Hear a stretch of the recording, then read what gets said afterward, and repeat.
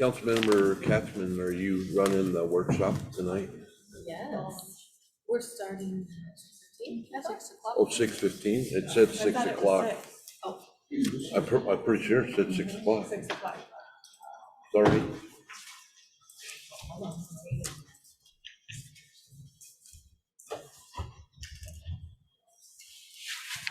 I'm sorry. I thought it said 6:15. That's better anyway. I think we're all here. Test, test. Can everyone on Zoom hear us? I can hear. All right. Good evening, everyone. It's June 29th at 6:01 p.m. and I'll call the workshop to order and we will start with a roll call.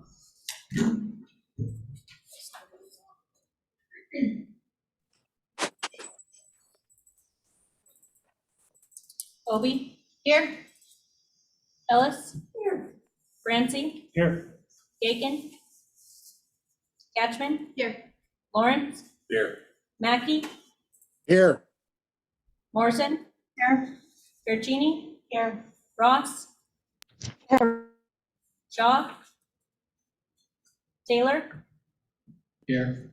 Shave? Here. Thank you. Just note we have council members Mackey and Ross joining us on Zoom tonight. And I did hear from councilperson Shaw, and I believe she will be joining us on Zoom shortly. Okay, we will get started going through our workshop tonight. Purpose of the meeting tonight is to really briefly review history, feasibility, where we are, and spend the bulk of our time talking through some of the next steps and decisions that are coming council's way so that the council has all the information that they need to make a decision and to make some decisions in the near future. On the workshop tonight, we have Bernie O'Donnell joining us, and Bernie's gonna run through, I believe, the timeline as well as the feasibility study. I saw Bernie, there you are. Hi, you have the floor.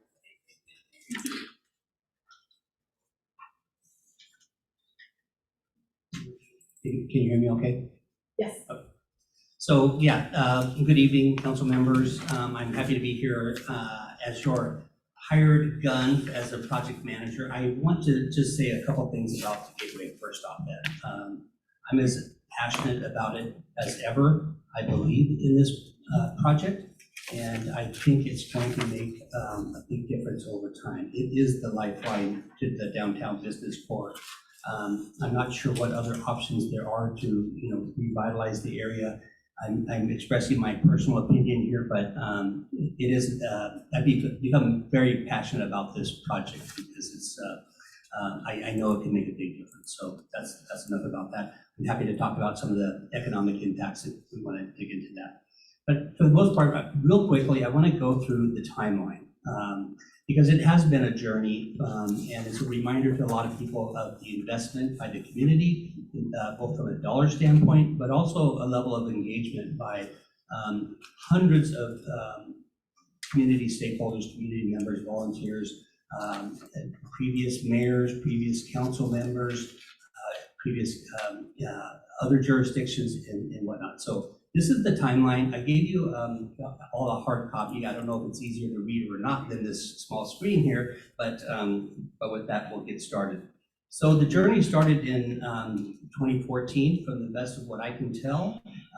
Again, I didn't start until 2021, so I'm learning a lot of this too, as I have over time. In 2014 to 2016, there was an early planning effort by the Washington chapter of American Planning Association that said, hey, there's some great opportunities here in Aberdeen that you might want to consider for developing, for doing some really good planning and developing business opportunities. 2017 and through 19, there's some early funding that came about. They hired an architect and got some design going, lots of collaboration. In 2020, the pandemic hit, but that didn't stop the design team from going forward. 2021, 2022, you hired Rock Project Management and McLaughlin and Associates, also known as Norm. And Bernie and Norm have been working on this, trying to pull it all together as project managers and move the project forward. And then we'll talk about today is the focus is a master lease agreement. It's kind of one of the three things that we've been commissioned to do, and then what the next steps are there. So 2014, 2016, right out of the feasibility study of 2016, it talks about regional economic development interests have embarked on a concerted effort to do three things: grow Grace Harbor, revitalize the downtown Aberdeen, and connect visitors to the broader region. So that was almost a decade ago, I guess it's 8 or 9 years ago, and it still is true. That's primary principles of what we're trying to do. So to grow and revitalize, it started out as an enterprise and visitor center per se.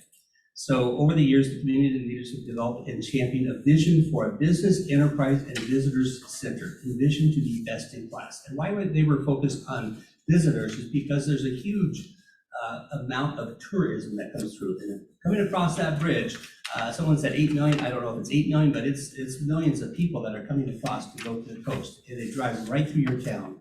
And so if we can capture any of that, that's a wonderful thing. The enterprise component of it is to provide resources for business, for jobs and job training. And then the other part is cultural tourist activities for the communities. We're saying for the communities because it's not just about tourism, it's a hub for the community itself, for community gatherings. Along that journey, this is 2014 to 2016, there's been a tremendous amount of team collaboration. We've had, since then, there's been 3 mayors that have all been a champion of this. The Aberdeen councils, 1 council, but lots of council members over time. There was a gateway committee that's been formed and has been a part of it from the beginning of time. We consult with them at key milestones. Lots of roundtable discussions, and you can see some photos there on the screen of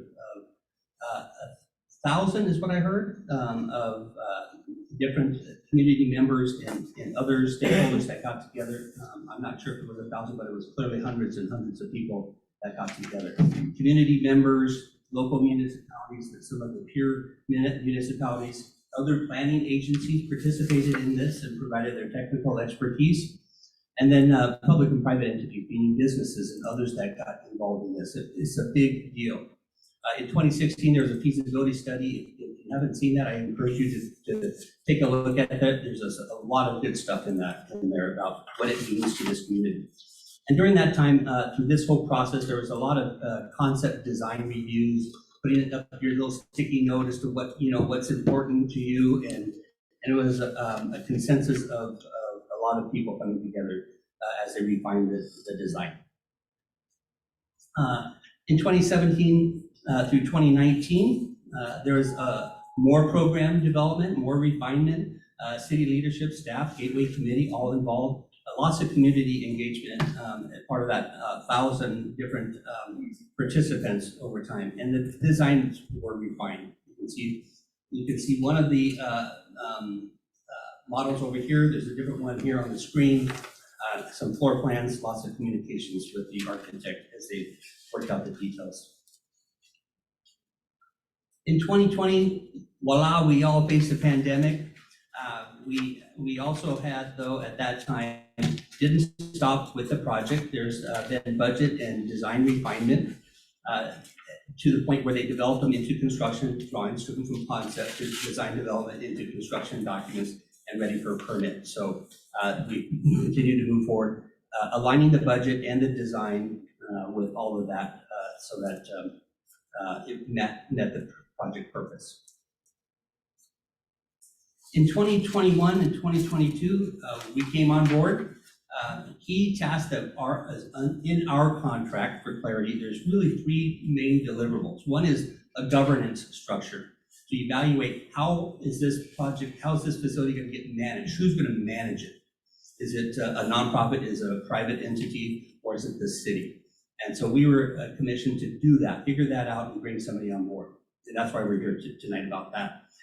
The other is capital funding for construction, something that Norm is very good at in Norm McLaughlin. And then the third part is tenant recruitment, sign up the tenants for long-term leases within the building. So that was our job. And that's kind of where we're at today, which takes us to the next steps, the governance structure to operate. So to complete our contract ends in September. We're working kind of all three at the same time concurrent. One is to who makes the most sense to operate the facility. Also at the same time, what kind of funding can we get in place through grants so that there's no cost to the construction to the city beyond the insurance funds that have been put forward, so that there's no construction debt when the project is done. And then the third is the tenant recruitment, onboard the tenants that will occupy the different spaces, so that there's formal commitments to tenants, so that if we have enough tenants on board, they're paying the revenue to offset the cost on an annual basis, so the operating costs are covered by the revenue generated from the tenants. So we need to get all three of those in place, and that's what we're focused on. It's hard to do one without the other. If you get a master lease and they know who's actually going to operate the facility, it's a lot easier to get the funding and get tenants committed if we have an operating structure. So we were focused on that largely. I want to talk a little bit about the risks and benefits that are faced with this. It gets into kind of the feasibility. So a little short version on the feasibility. The risk and benefits, there's no substantive financial risk to the city. The master lease can be nullified if funding for construction is not obtained, or tenant recruitment is not successful to cover operating expenses of the Gateway Center. I think that's an important point. Operating agreement, funding, and majority of tenants all need to be in place before we would start construction. Nobody would want to start construction if we didn't have all of the funding in place to build it, and we didn't have the tenants that could come on board, so that we know that there's revenue coming in month to month from the tenant leases to pay for the operating expenses. So we wouldn't want to move forward with that. So that's an important part, and that's what the lease agreement should say. The benefit to the project is that there's a financial benefit potential, is ability to obtain nonprofit eligible grant funding. So the value of having a nonprofit run the facility is that they're eligible for grants that the city or government wouldn't be eligible for. And Norm's online, and he'd be happy to talk all day long about grants. So I'd be happy to have him talk about that. The risks, there are risks if we were to halt the project now, that we would more than likely jeopardize future grants for the city. We didn't do good. We didn't fulfill our obligation on delivering on the dollars that were already committed from previous funds, and it would be hard to save face with others that would be that we didn't follow through on that. So there's some measure of risk there. A benefit, assigning the governance structure to a nonprofit keeps the city free of operating expenses. You're not in the business of running business recruiting efforts, which is a lot of what this facility will do. So it keeps you guys out of that process, and it doesn't expose you to the future operating expenses and associated risks that you might incur. So with that, this is the master lease. You guys have a copy of that. We are happy to talk about any of that, and we've got John here that can talk to it too. One of the concerns last time is that it is a new nonprofit organization. The Secretary of State for the state of Washington did issue the nonprofit. It is a new entity, but it is not. It's not new to the people that are part of that team that have decades of experience running nonprofits. So we're pretty excited to have that. The Alliance, the Grace Harbor Historical Alliance, to offer that up. And I know you guys know a little bit about that. So with that, I kind of went through it fast. I think that was the intent, so you can kind of dig into the master lease. And John and I and Norm would be happy to talk to you about any of the details on the master lease. Perfect. Does council have any questions about like how we got here, anything with feasibility study, anything between, what was it, 2014 and now? Good? Okay.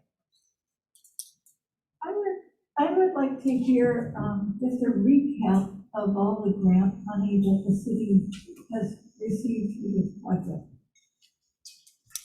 Okay, Norm, do you have the list in front of you? Do you want to talk to that? Don't we have it? Yes. Okay, Patricia is gonna speak to that in a few minutes. Yeah.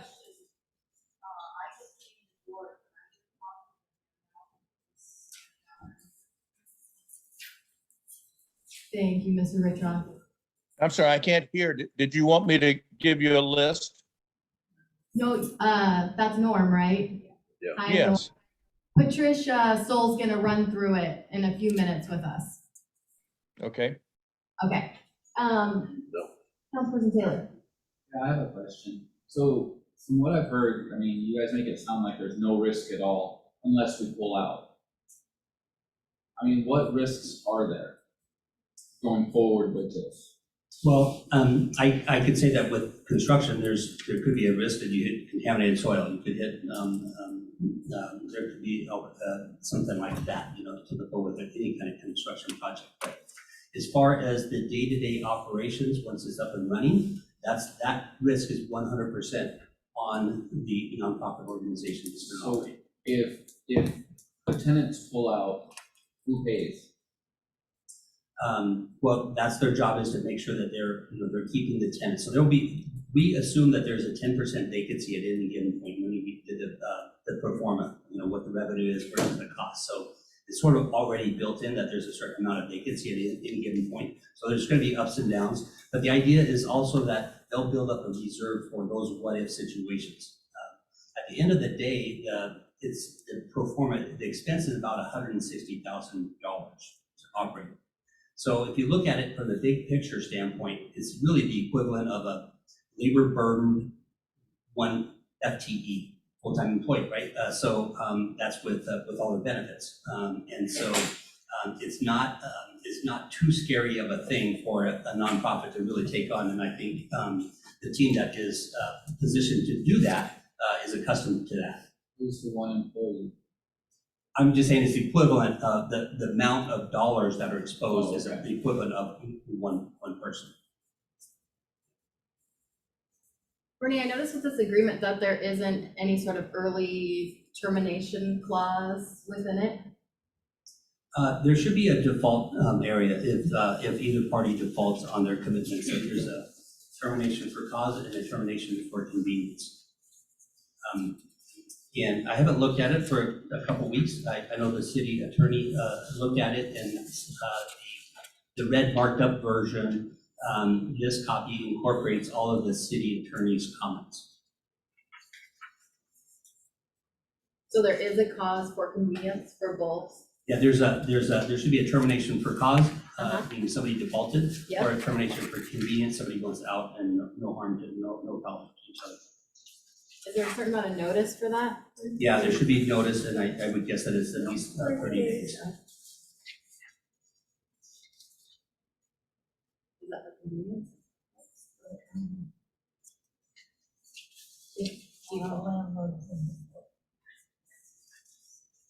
See the convenience one. Yeah, on page, well, it's on my copy, they're all page 8, but it's paragraph 12 is the defaults and remedies.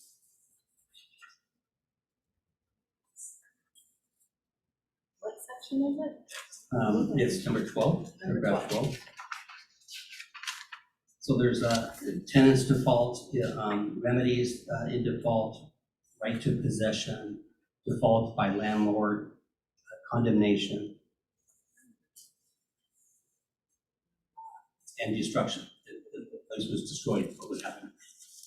So it all talks about that. And it is all standard language Release agreement. that is consistent with, industry standards for a master lease agreement. Is that document available from us? It was online as part of the package for city council for the last meeting. So it is online, there are copies. That's, yeah. Everyone, just a reminder that it's a council workshop tonight, so we're not taking public comment or questions, but you are able to email any council members with questions if you have any. I was just telling Bernie that the copy that was handed out is different than one that Liz is holding. And maybe the one that was handed out may be different than yours. Well, there's one that has a bunch of red marks, and then there's one that's labeled clean. And so the clean one is basically taking all the red marks and accepting those changes. And the red marks are from the city attorney. Okay.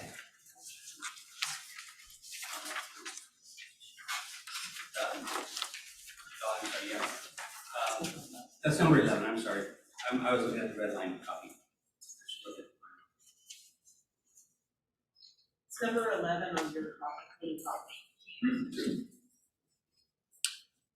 It's a lot of number 11. Okay. Do we want to just go around the room, council members, and talk about this lease agreement?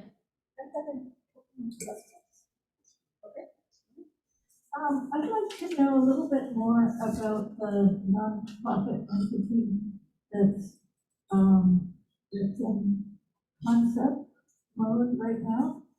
Sure, Liz, thank you. I think we've spoken about this before, but the Alliance is basically a pull together of concepts that have been discussed for the last 4 years about creating a new central nonprofit around the museums in town. We have a Grays Harbor Museum Association that operates, and we've talked about it in terms of the Aberdeen Museum a number of times. And in watching the process move forward to the Gateway and the idea that it go forward with a nonprofit, it brought to the table the fact that I myself and a number of other people operate locations like this that are successful, have a long success rate. Things like what we do in Westport that's been going for 38 years with the city, Polson, McCleary, other areas, Renton and Auburn have municipal nonprofit arrangements with their city and city council to run a supplied location.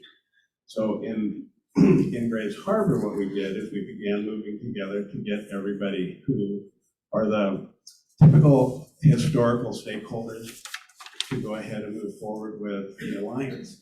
And so on the board of the Alliance, we have commitments. We have members of Friends of the Aberdeen Museum. We have the Grays Harbor Museum Association. We have the Genealogical Society. We have a person who writes grants for the arts. We have a number of other community people who all have jumped in, want to be part of the new format. And so we have a legal nonprofit, and that's how these things tend to get run. And just as a comparison, we talk about it, it's a big lift, but in Westport of a town in 1900, we run a museum, 3 locations, a museum, a nonprofit that's been going for 38 years, and we run a pro forma yearly of operations successfully that exceeds the value of what you're looking at for the Gateway. So keeping doors open, keeping it staffed with volunteers is not a particularly scary idea. So my specific question on this is, we're being asked to agree to a contract, an agreement, designating the Alliance as the operations manager. Well, it's not really a manager because you're handing over to a lease tenant because the city is not actually taking a role in operating it.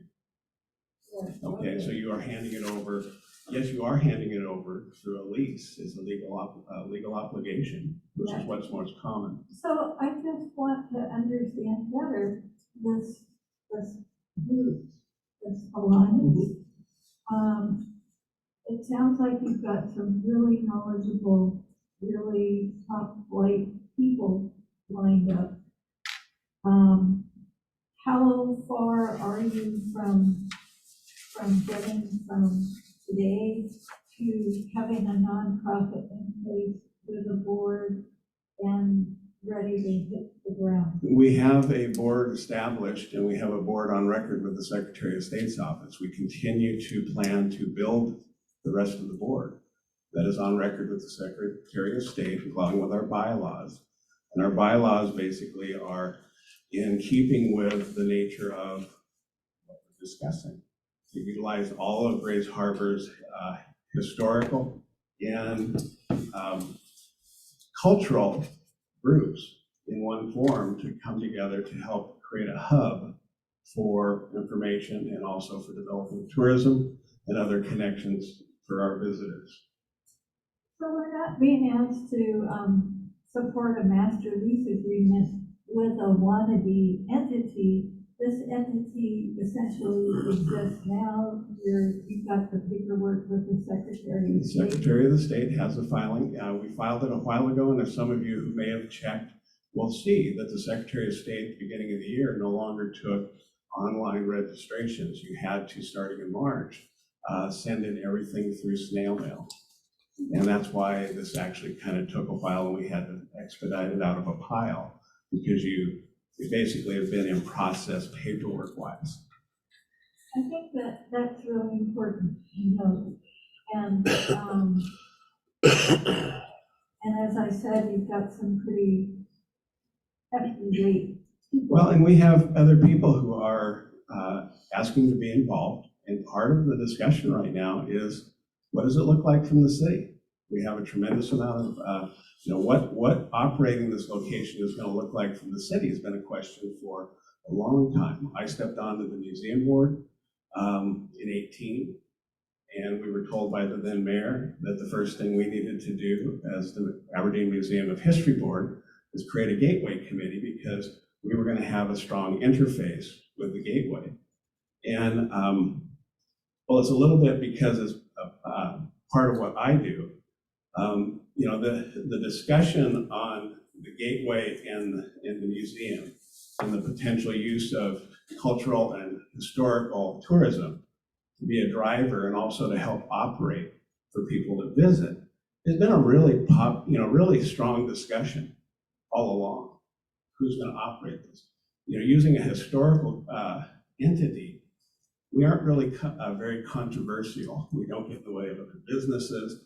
It's warm and fuzzy for visitors, and we all have experience in engaging with the public.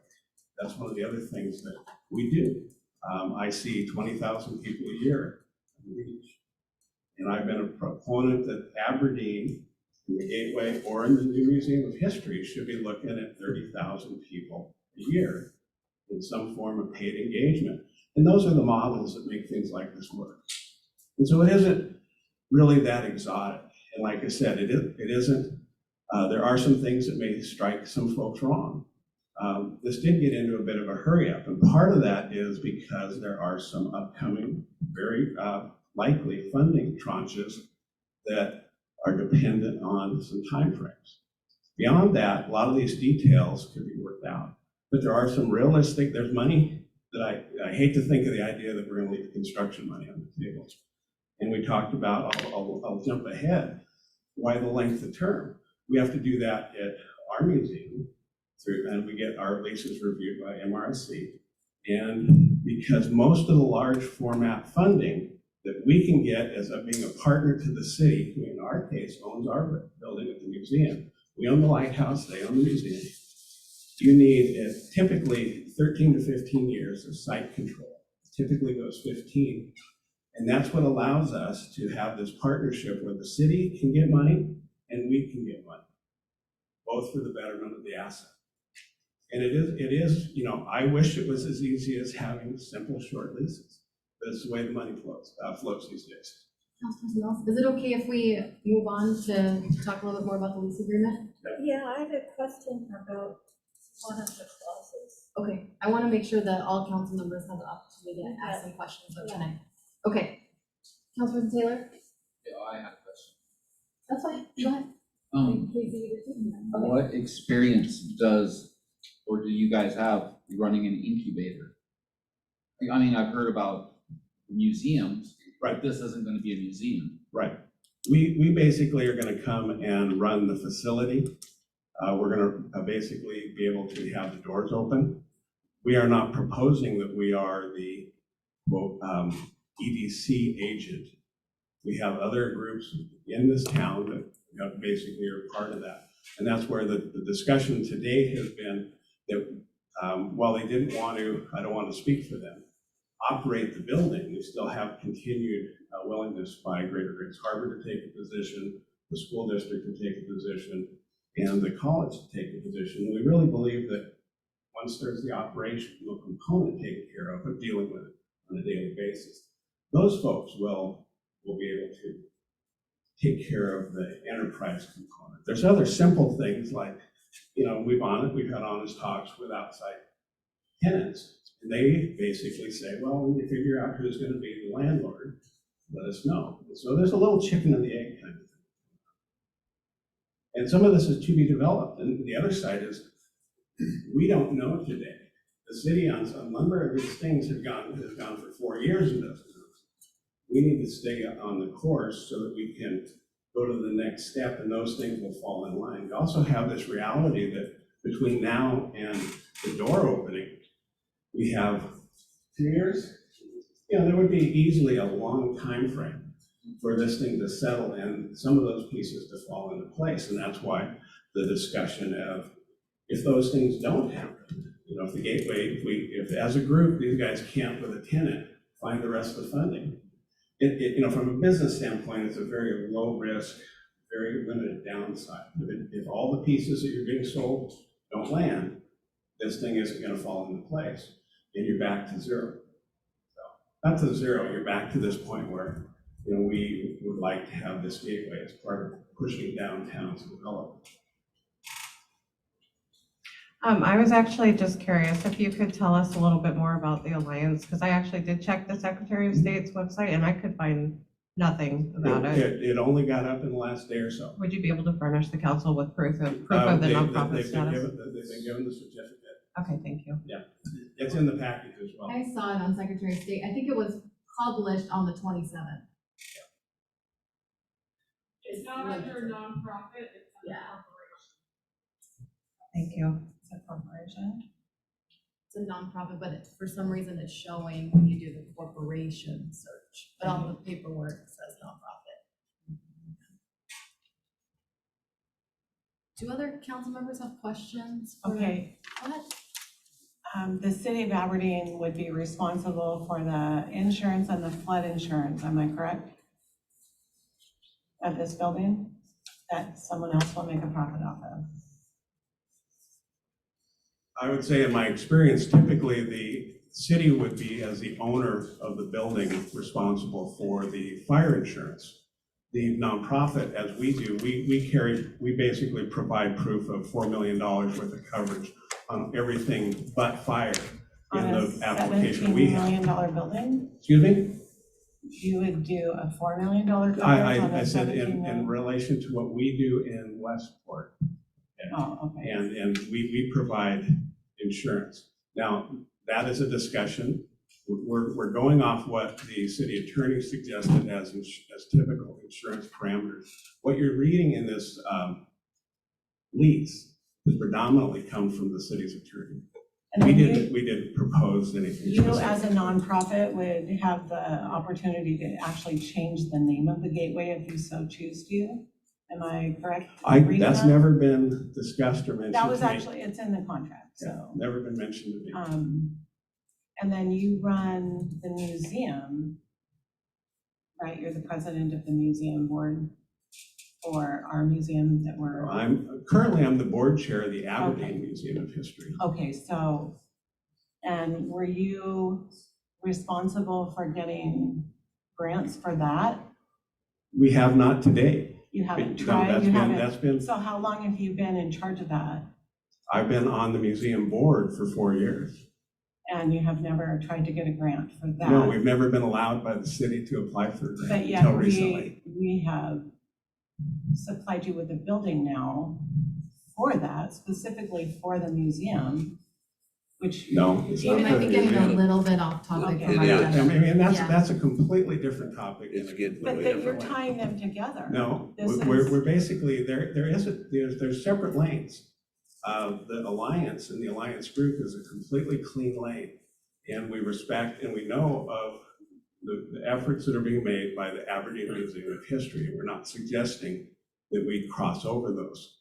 That's, how that interface happens remains to happen at the board level for the city and with the city council. Okay, and then the grants. Grants, when you get them, usually you have to match the funding.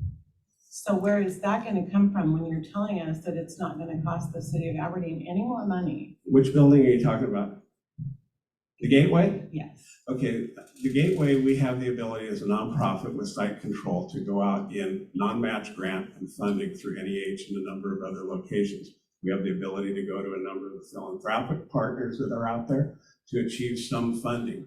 When it comes to the big numbers, NEH or Capital Heritage or community building, those are things where I'll give you the simplest version is, if the city were to spend $7 million, okay, the nonprofit would qualify the city for 25 to 30% match. So now you have, I'm terrible at math, you have over 10, and you have the ability to kind of continue to build those things. So that match comes out of the money that's already committed.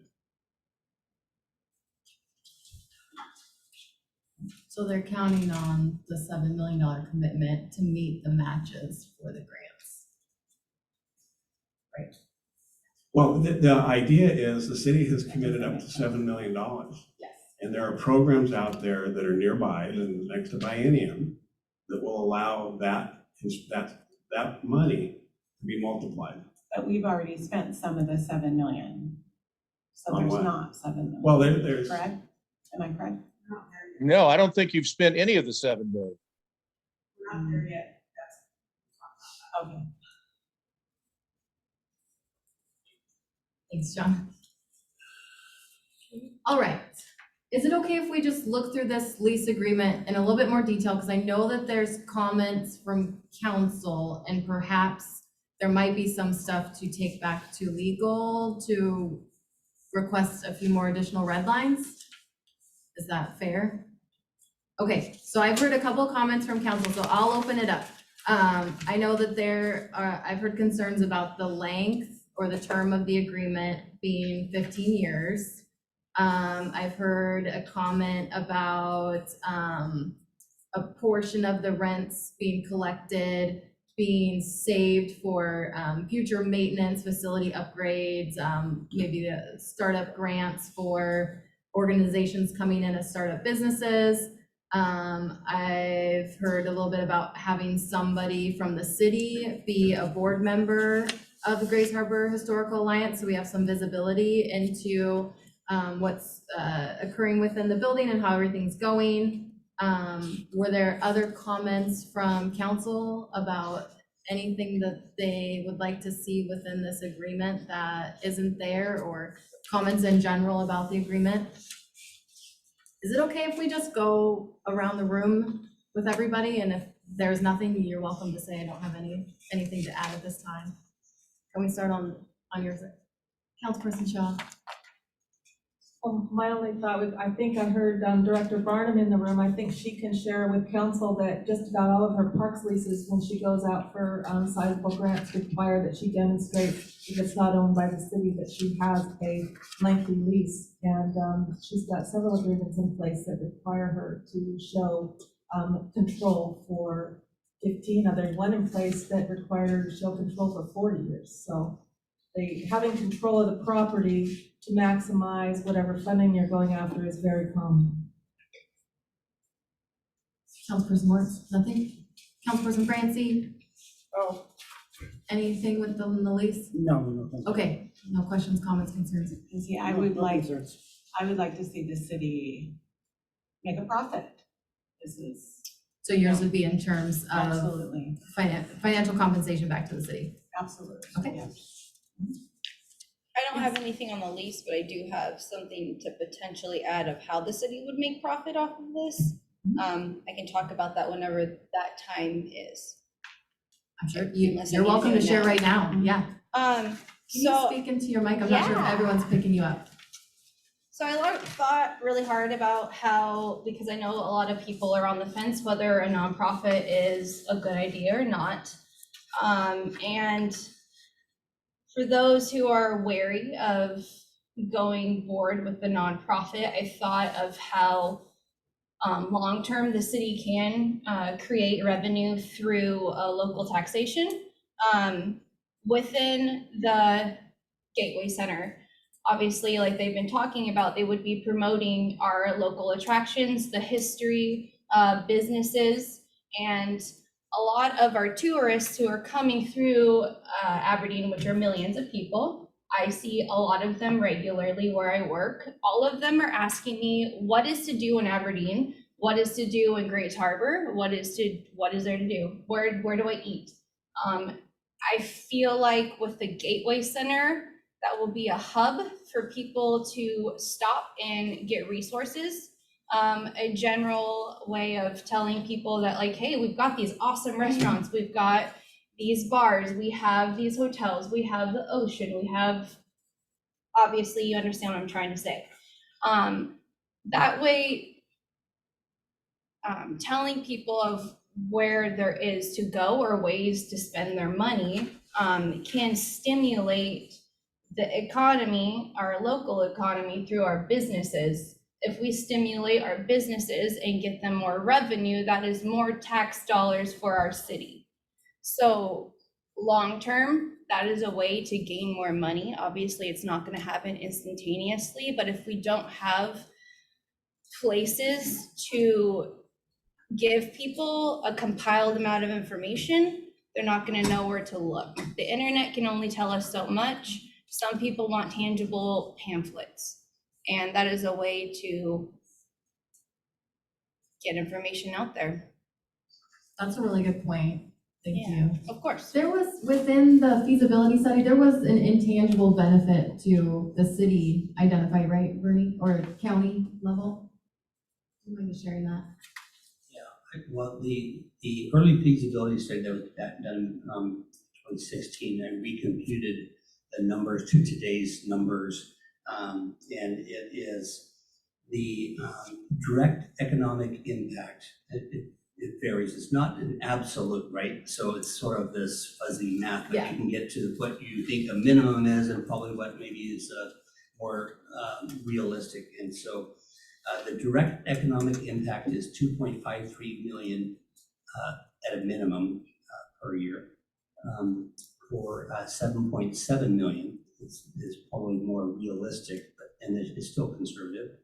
And 38 to upwards of 115 new jobs that could be generated. So if it's at 7.7 million, that's the direct economic impact.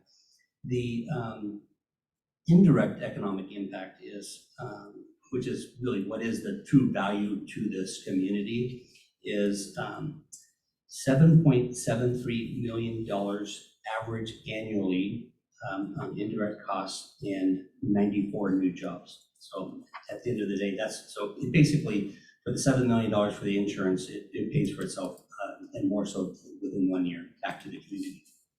Now, of course, if that generates jobs and all that, that's continued, income and property values, all that stuff goes up. So it has a compounding impact on that.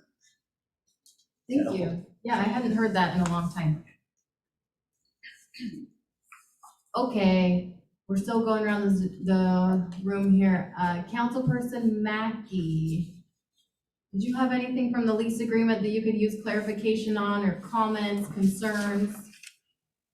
No, I have nothing for this evening. Thanks. Thank you. Did you say Katie, or thank you? I think we're good. Okay, Councilperson Ross? Thank you. No, I have nothing regarding the lease. Thank you. Councilperson Ellis? Thank you. So, I have just asking for a clarification on the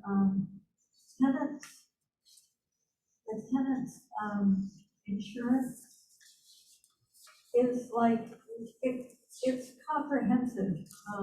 Tenants shall have, primary insurance as respects landlord, covering, fire and damage and all sorts of things. And that insurance shall be for the full replacement value of the premises. The city also is going to be on the hook for maintaining insurance for full value. I just wonder, is that necessary or? Yeah, I don't know what was changed by the city attorney, but I can tell you that this is, the way it's set up is that if at the end of the day, even though it's a 15-year lease, after 15 years, it's still an asset to the city. The city owns the property, the city owns the facility. And so it would revert back to them if they didn't renew the contract. So it's in the city's interest to carry a level of insurance to protect their asset at the end of the day. It's in the interest of the tenant to protect it so that they can continue to operate and function, and that they don't get, they're not liable for somebody tripping and falling and suing them, or that the contents that they purchase, that's theirs inside the building, that it's insured. So that's generally what it says here. There's the dollar values, 2 million, 1 million and 2 million aggregate, and I think there's another one that's another 2 million. So those are all normal numbers that you would see between a commercial tenant and a landlord. And so a lot of this is for standard landlord tenant agreements, and then it's kind of tweaked a little bit for the specialties. So the city is essentially investing in economic development for our community. And although we're only getting $1 for the lease, that dollar is really a technicality, in that with $1 you formalize a contract. The benefit, though, as Bernie said, is that the whole community is going to gain in jobs and B&O tax revenue for the city indirectly.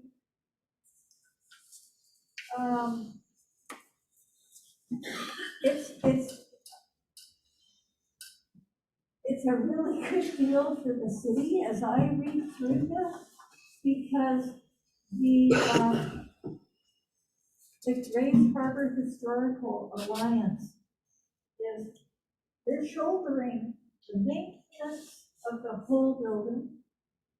And in terms of looking at operating costs and needing to create funds to replace things down the road, this isn't, the building itself is not gonna be like a big money-making thing.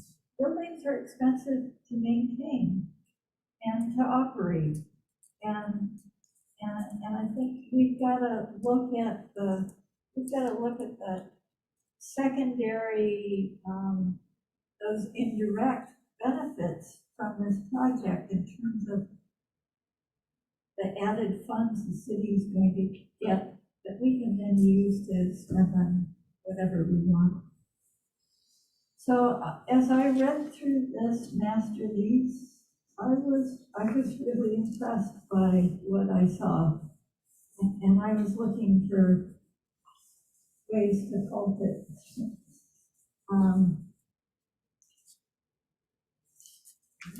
The other comment I had was it mentioned property taxes, and there won't be property taxes because the city owns the building, and then the nonprofit will be running it. So Off the property tax rolls, yeah. just like it is right now. Councilperson Morrison? So I think a lot of my concerns with the contract have already been fleshed out, but I will say that I think this is just the wrong priority. Again, this isn't going to be a revenue generating thing for our city. I think that we've got so many capital facilities needs that are coming down the pike, public safety issues, we need a new police station, we need a new fire station. And here we are arguing about this Gateway Center again. And a couple months ago, and maybe Bernie can give me a little history on this, we were just here a couple months ago, ready to sign a contract or set up contract with CAP to be the overseer of that building. And I'm curious what changed in that short amount of time to where we are now. Yeah, the big push at the time was it was still a nonprofit, and who makes the most sense to do that? And so as we're vetting it out and we're working through what does that agreement look like, we hit some bumpy roads there. It's not that CAP wasn't willing to, they had some concerns that they wanted to have addressed. And so that still is out there technically. I think CAP leadership would say that they're still, they were interested in helping the city and were willing to do it because, again, having a nonprofit, they're eligible for grants that the city's not available for. So that's the big interest. They were an obvious one. It's not a perfect fit. They're generating business, but there is an argument to be made that it does make sense because they're about, helping lift up this community and do all of the good stuff that they do. And so there was a lot of rationale to that. But it wasn't a perfect fit, and so as time goes on, we're refining what works, and we've looked at GGHI doing it originally, we've looked at the museum doing it originally as the museum per se, and we looked at CAP. So we're looking at nonprofits that are out there, and then this opportunity came along that it's really a combination of who is the leadership within the community that is a nonprofit organization that can operate this facility with no hidden agenda other than wanting the best for this community, right? And so when we talked to John and the fact that he has nonprofits that he's operating in other jurisdictions, that's where we got some energy behind it and we're able to hold this together. So is this nonprofit formed directly as like after your conversation? Yeah, well, I believe we can speak to that. I don't know if it was we were the catalyst for that, but I think the Alliance was planning to form anyway. And is Greater Grays Harbor going to have a role in this building? I believe at some point, there's no commitment yet from them. They weren't willing to make a 100% commitment, but at the end of the day, if they have one or two seats as tenants, I think that would be a wonderful thing to do. I do think that because this building doesn't have to make a profit. It has to generate enough revenue to pay its bills and to build up a little nest egg so that you get a broken window, you can replace it. Eventually it needs a new roof, things like that, right? And so it doesn't have to be at a big commercial rate. The whole purpose is that this nonprofit's not making a bunch of money.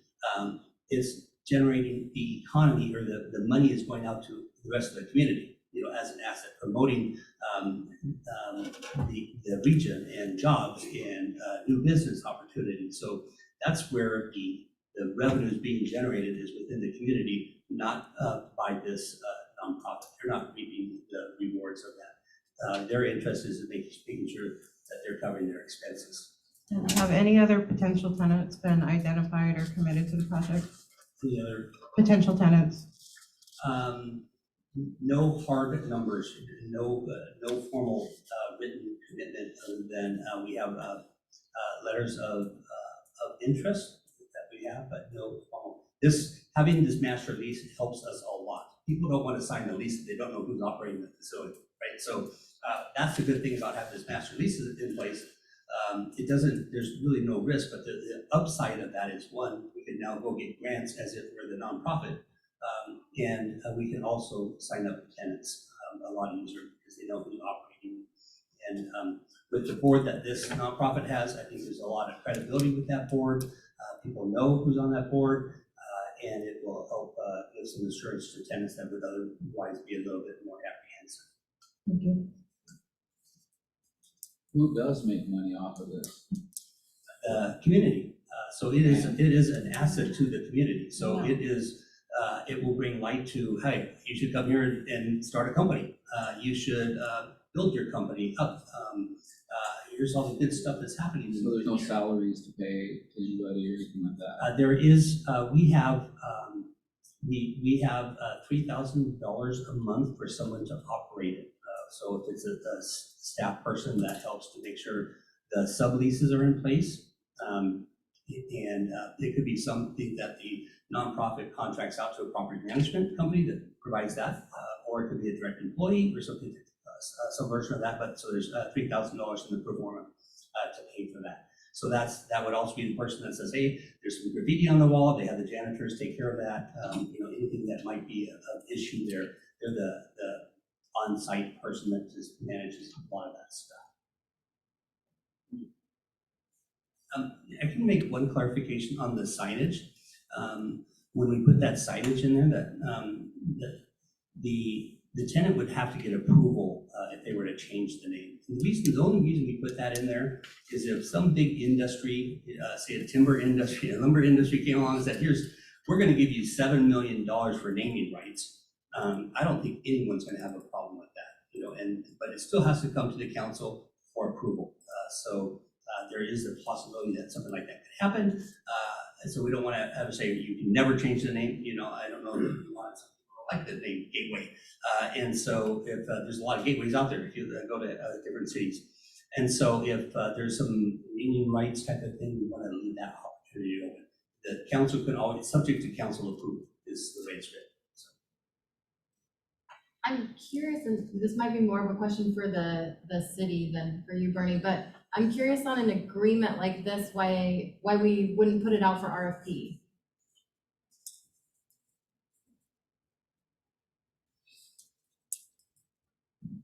Thank you. That's a good question. And it's one we forwarded to our city attorney to find out whether or not this has to go for RFP. And she is reviewing that and we'll have an answer. Hopefully, she'll have it by the next council meeting, but hopefully before that.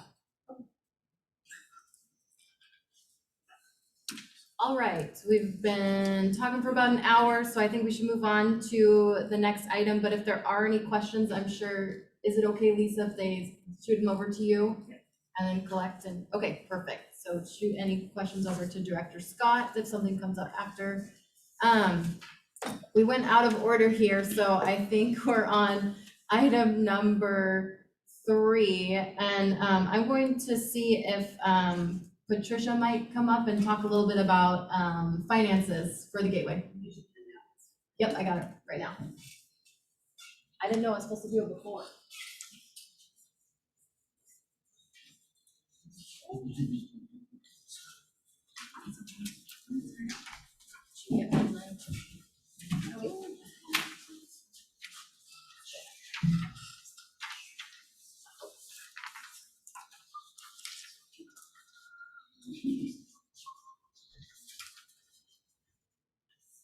I think I have all that.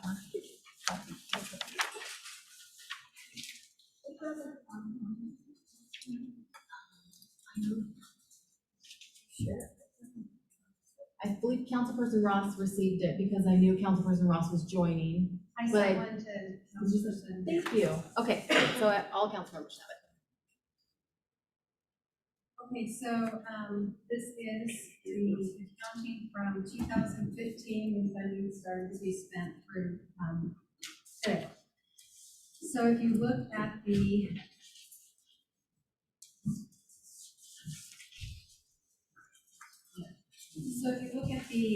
funding that we've received 3 different awards from Commerce. One of them they're in process of writing up the contract. 2016 received $877,479. 2017 we received $92,520, and in 2021 we got the contract for a portion of the money that we received in 22 of $533,500, and right now the final amount is $490,000. This is the one that there's a note at the bottom on, we'll go into in a minute. The SERB grant was $100,000. We received a match, general fund matched $8,125 for the SERB grant. We transferred in $400,000 from general fund in 2019. Most of these are prior to me. The lease billboard sign on Gateway, we're receiving $4,500 a year. Currently, that total is $22,500 that we've received to date.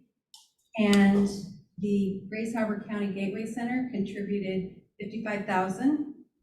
Then we have a GGHI match in 2015 of $3,125, and then donations of $10,775.97, for a total, including the anticipated $490, of $2,593,025.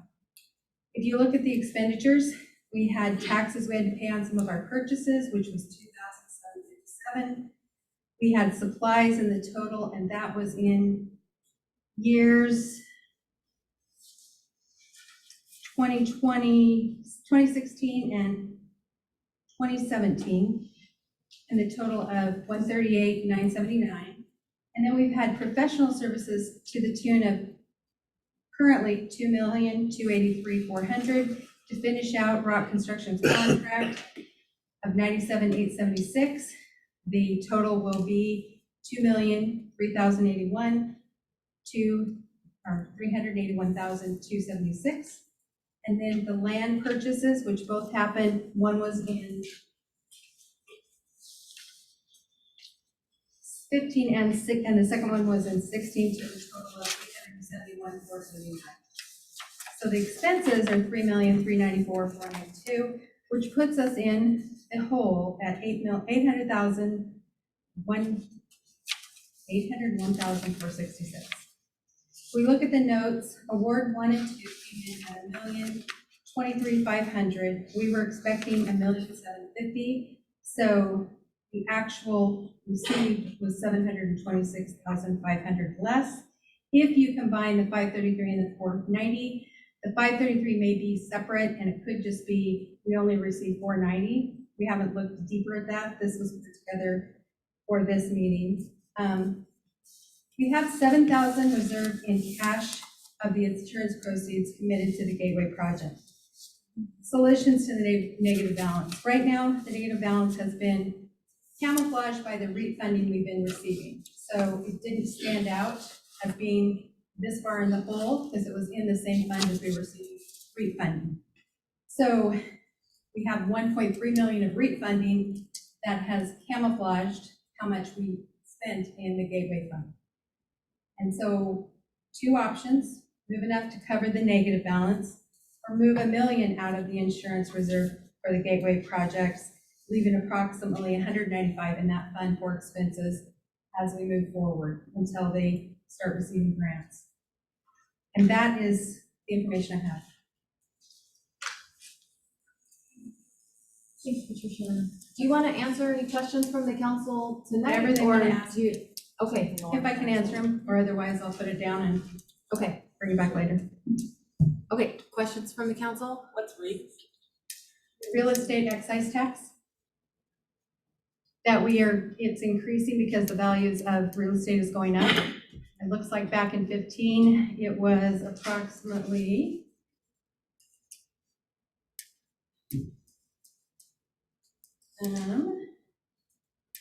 $53,000, and last year we were at $342,000, and this year we're at $228,853. So by the end of the year, we should be close to the 350, the 342 or higher than that, because it's based on a percentage when you sell your home. So we only have 2 million in the Gateway Fund right now. We only have a negative 802, so the cash in the fund that includes REAP and Gateway, the cash balance is, before any of the added revenue or expense, is $166,656. So that's why it's still in the positive, but it has been fluctuating, and we were looking at Gateway, for one of the directors was looking at that, and then also because the grant came in significantly lower than expected, I did a deep dive, and that's where the numbers came from. Yeah. Can I ask a question? I wonder what happened to the $1,750,000 capital budget appropriation that happened in 2018? You're asking the wrong person. I came in 2020, so I don't know what happened to that. I do know what they produced in contract. was 490 that they're doing this year, 533,500 last year. Yeah, you have $490,000 that's left at the capital budget now from your 2020 appropriation, and the contract has not been signed. So you have that cash available to you, but you also allocated $1,750,000 in 2018, and I'm just wondering what happened to that. Well, when I went out to Commerce, they show it as not as was withdrawn, the allocation was withdrawn, and they say they sent it to Ecology. When I contacted Ecology, they can't explain why they don't show having it. So that was today's research. I have not looked deeper than that, just so I could produce a document showing that, and I figured that. Yes, well, I spoke with Commerce as well, and I spoke with Ecology as well, and I wouldn't give up on getting that $1,750,000 until you find out why that happened. Okay, I'll let Lisa answer it. Sure, just so everybody knows, the capital budget awards, those were legislative awards, and then what happens is that money comes and goes through Department of Commerce, because that is who the legislation uses for the grants. So the third amount, we requested 1.75 for, through the legislation. We never got 1.75, we just got the 490, and we didn't find that out until a couple weeks ago. So that money was never pushed through to Department of Commerce. Well, that, Only 490 of the 1.7. that may be, but it was awarded to the city in the capital budget. It's in the bill. Then that is not something that came through from Commerce, so that would be something we could follow up with, because I knew that was in there, but when it came through from Commerce, that was all that was allocated to us. Bernie, could you help the city, or Norm, I'm sorry, could you help the city with next steps on that? Yes, I'm expecting a call from Ecology tomorrow. I think that until it's clear that they sent the money there, and Ecology says they didn't get it, and it's in the bill. I have a copy of the bill that you should continue to try and get the money. And Lisa indicated she would. I'm just the one that's giving you the numbers that are in the financials. Yeah, and I would also recommend that you immediately sign the contract for the 490,000 so that you can pull that in. We are in the process of getting that. Lisa just needs one more signature from an architect, and then it should be good to go to send back to them. So we are doing what we can. Questions from council members?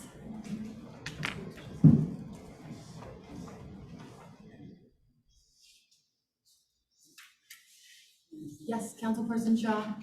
So circling back to the keeping things going until we get all the answers, we could continue to work on following this paper money trail and ironing that out. And even if we could solidify an agreement with the nonprofit, because that goes away if we don't get the money, right? Is that a question for? Just trying to follow up with, it sounded to me like they said, unless all the pieces come together, the master lease agreement is moot, but we can't get all these other pieces to come together without a master lease agreement. And so this little, this hiccup here on the money trail, and Patricia, as I understand it, has just been, we keep hearing about it at finance committee meetings, this, what do you call it? The reconciliation that you've been trying to do for us continues to give us these little surprises. Yes. So this is probably yet another of the reconciliation work that you've been working on, and so obviously they'll follow up, but that doesn't mean we have to have a stop work order on the lease agreement, because if we don't get the money, the lease agreement would be moot anyway, because that's what we're agreed to, right?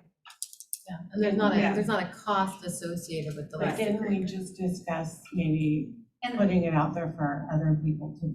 We just need to make sure that we make the fund whole, and we have the money for the REIT money to sit there, because that can be used on other construction projects if we go through a process for that. So I'd hate to not get that fixed while we have that funding set aside for Gateway in that reserve to make sure we have it. Hopefully, we can get the help we need and we can get that money from Commerce. But if that doesn't go through, we still can make it whole with the money we spent.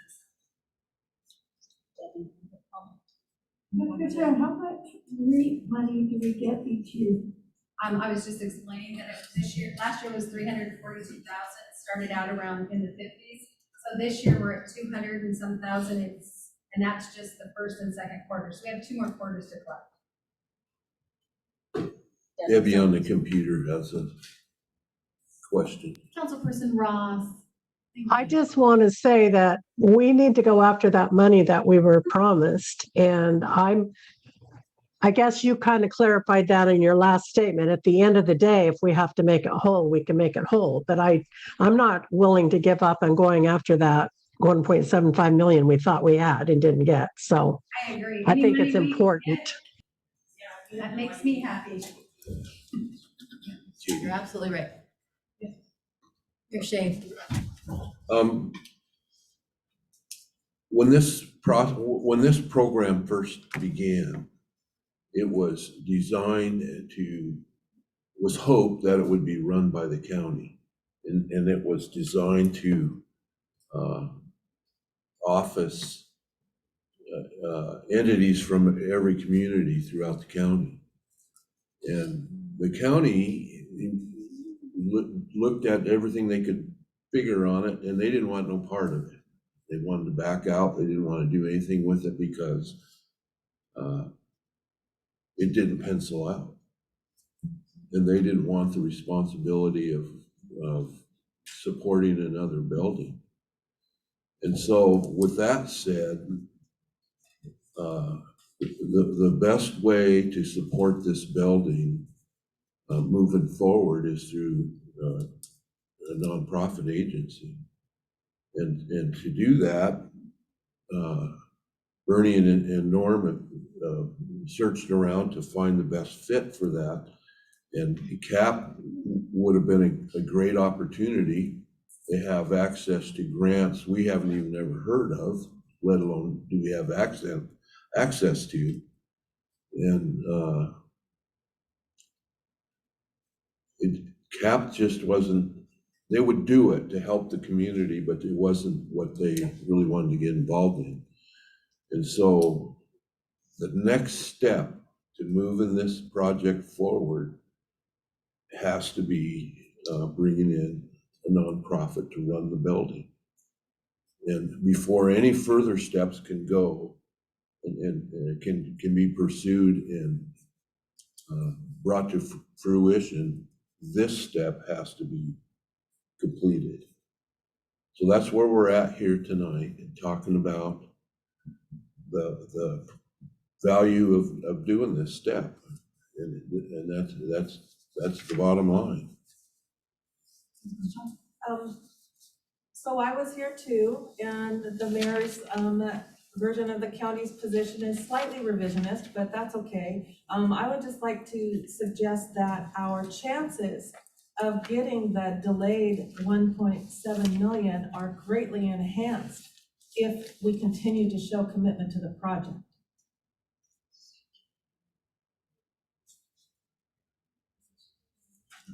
Were there other questions for Director Soul? I know you're itching to sit down again. Director Scott?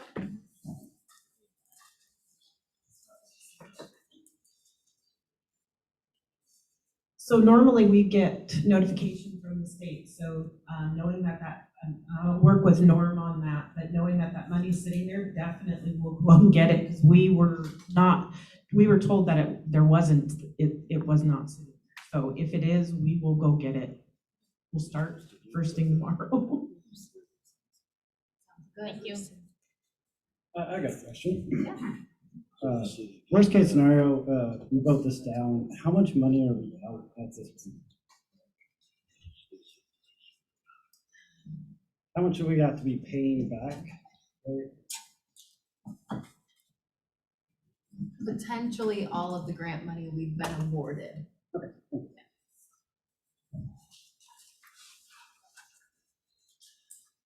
I don't think that that's accurate at this point because we haven't received construction dollars.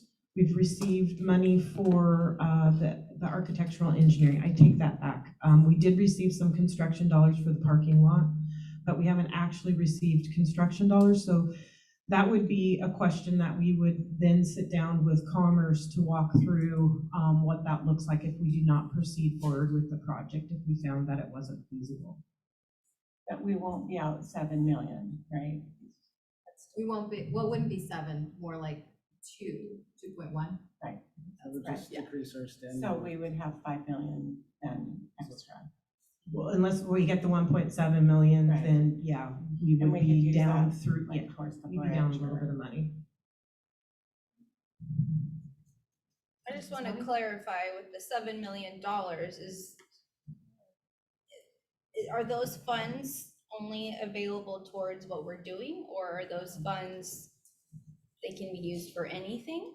The council set aside $7 million for the Gateway Center. If that, you want to rescind that, then obviously the money would not be there for the Gateway Center.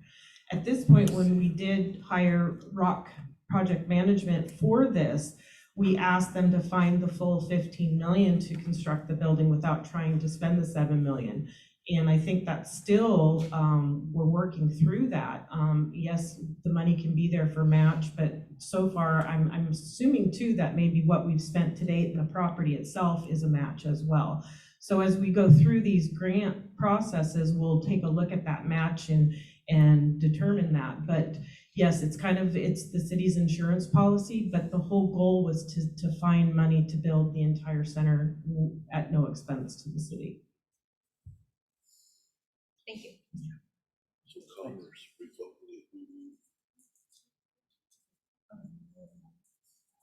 Lisa, I had a question.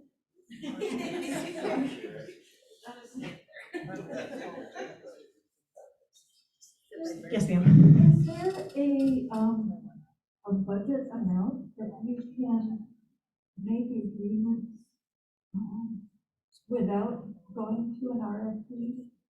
Like if you've got a project that's less than a certain threshold, then it doesn't need to go to an RFP, something like 50,000 Oh, you're talking purchasing policy stuff. Yeah, yeah. I don't know off the top of my head. I don't even usually come near that amount. But the city attorney's gonna weigh in on that. So I don't know yet about this RFP because of the lease amount, and it may not be we need to go out for one. I just don't have the answer to that particular question, but she is aware of it and she started her research this week. But I'll let Patricia talk about the other. So purchasing policies typically look at the lifetime of a lease and the cost of the lease. So if there's a way around that, that's not what I'm typically used to seeing. So like if you're gonna buy 100 computers, normally a computer is a de minimis purchase, but if you buy 100 computers, it becomes a bigger cost. A capital lease may or may not require an RFP, and I'm glad that she's looking at it. But I think the mayor can sign up to 30,000 for things, but you typically under 30,000 just have to get quotes. You don't have to do an RFP. You go over that, I believe that's when it does. But we do have a purchase policy and it is online. So if you want to go out and read that. Okay, thank you. I think that there's certainly a lot of benefit to having a local management entity working with the city on this project. It's a rather unique one. And it'd be a bummer for like a low bid, somebody from who knows where to get this and not have the heart to really make it successful. But it'll be good to hear back from legal. All right, so we've gone through the financials. Next, I wanted to see if Norm could give us an update on some of the funding opportunities. I know you explained in detail to the council about the grant opportunity. It might have been Finance Committee. Is everyone familiar with the grant opportunity? And Yes, I'd be glad to do that. Yeah, go and then if you could also too, Norm, explain some of the grants that are on the horizon for the nonprofit path versus some of the grants on the horizon for like a private organization to run a master lease agreement or the city. Certainly. Thanks. First I'd like to point out that the county may not have been interested in operating the center, but they did incorporate the Gateway Center in the county's comprehensive plan in the economic development element of the plan. And it's in the back, and it says that it is eligible for 0.09 funds, which come up every year. And that could be used for operations and for capital, is my understanding.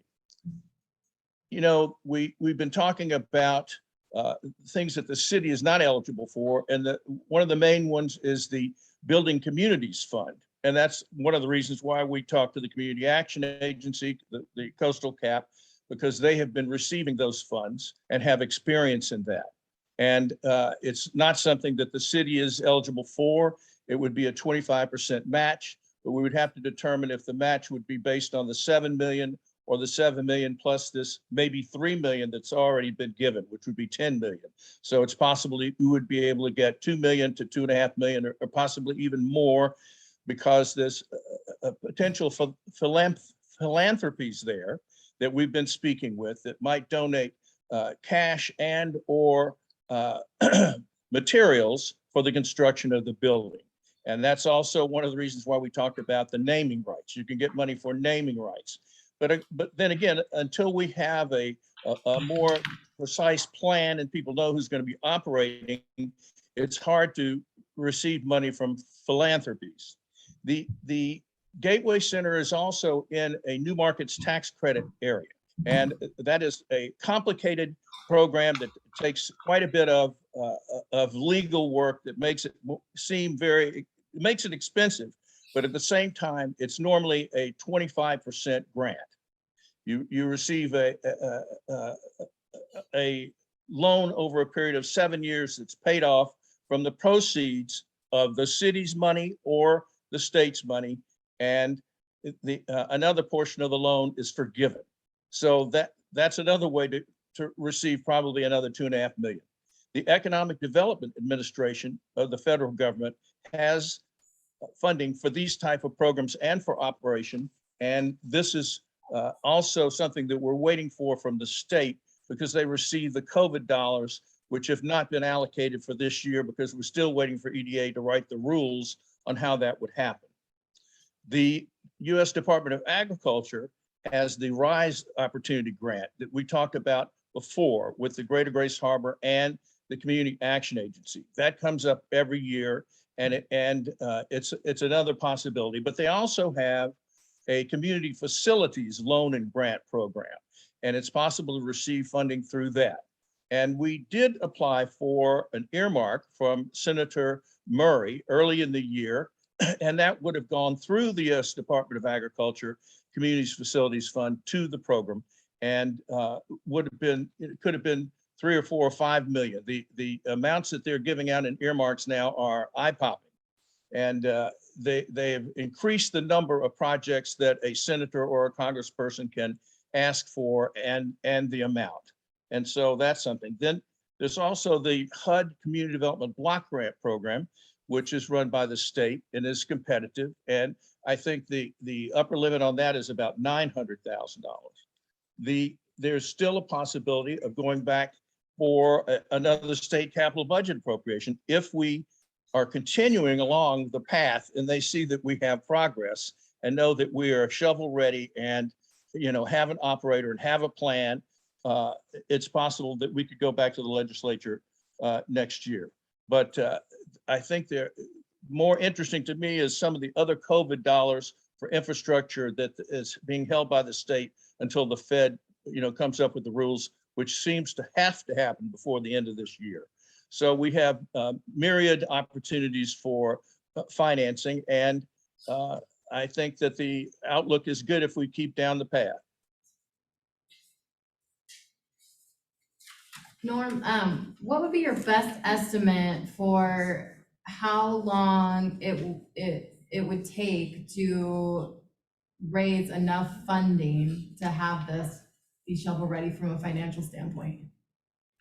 Well, I would hope that we would be able to apply for the building communities financing. And the way that works, you apply in August, they let you know in September if you are one of the chosen. And then they submit that to the legislature, and the legislature has to vote on the entire package. And then once that's done, the end of the fiscal year next year for the state is July.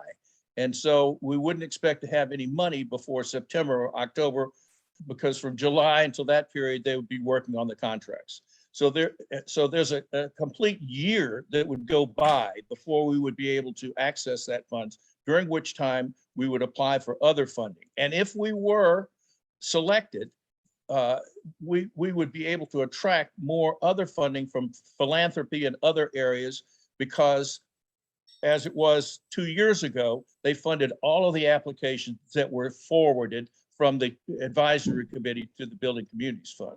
So, I mean, that's the way I look at the timeline now. Building communities first, another possible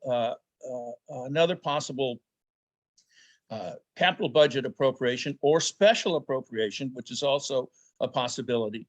And then, we would be back in the cycle of earmarks for the next year, 24. So, I'm thinking that we would start construction late in the fall of 23 if we were very lucky, but it might take a little bit longer.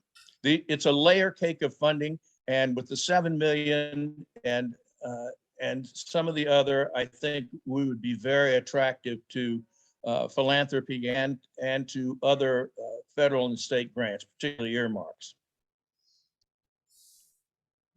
Questions from the council? We don't have. Does that help? Does that help? Yeah. Yeah, that helps. Other questions from the council? Comments? We don't have 7 million, correct? So there's 7 No, million. you have left. 7 million. You have 7 million set aside by the council. In reserve for the Gateway project. Yeah.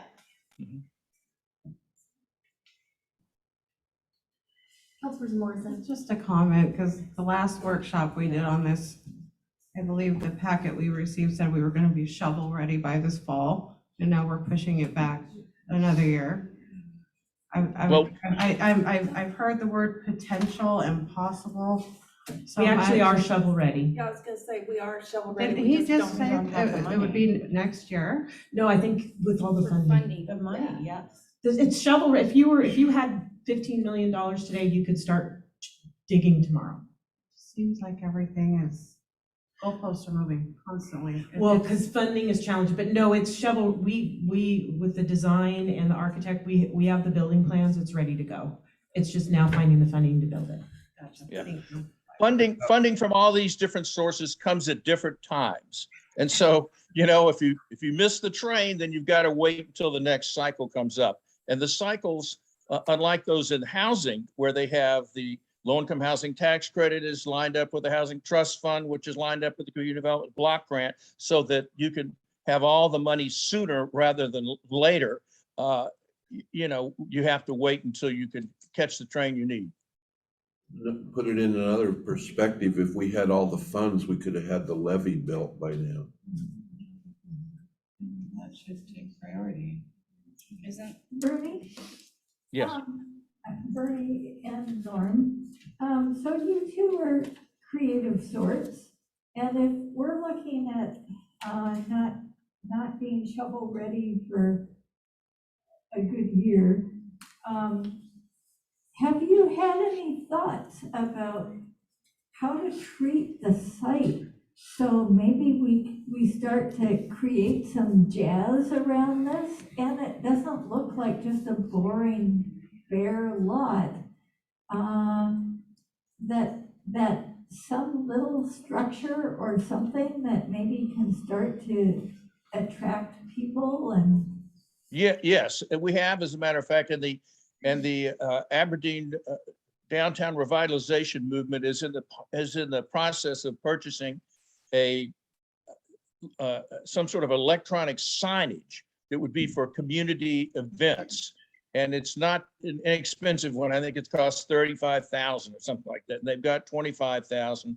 And that would be something to announce community events, to let people know that the Gateway Center would be coming.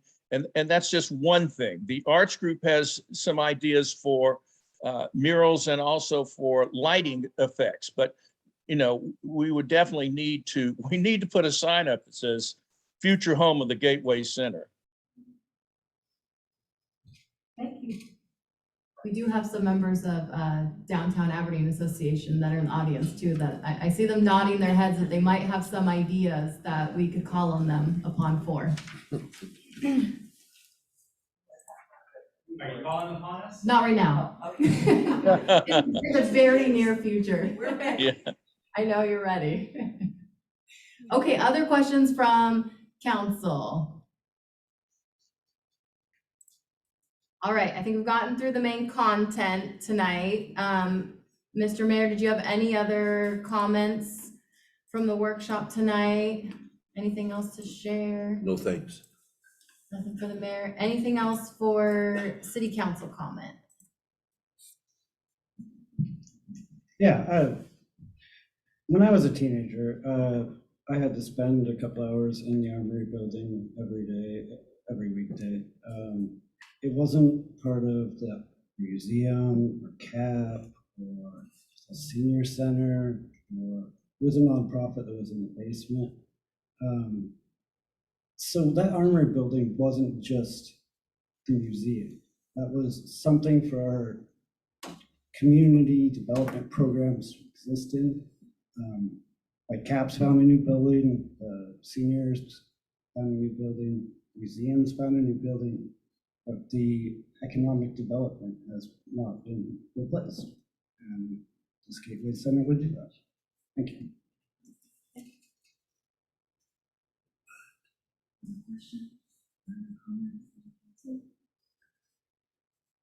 All right, in terms of next steps, I believe we have a couple questions out to legal. If anyone has any questions that they didn't get to ask tonight or think of something later, they're welcome to send them to Lisa Scott. And if there's anything else that comes up, feel free to reach out. And I think that's it for tonight. I'll adjourn the meeting. Thank you. Do that relatively quick too, because she'll take some time to answer questions, and if you want those answers before council, just try to get them. I would also be remiss not to thank Norm and Bernie and John for being here tonight and answering all of these questions. We really appreciate it.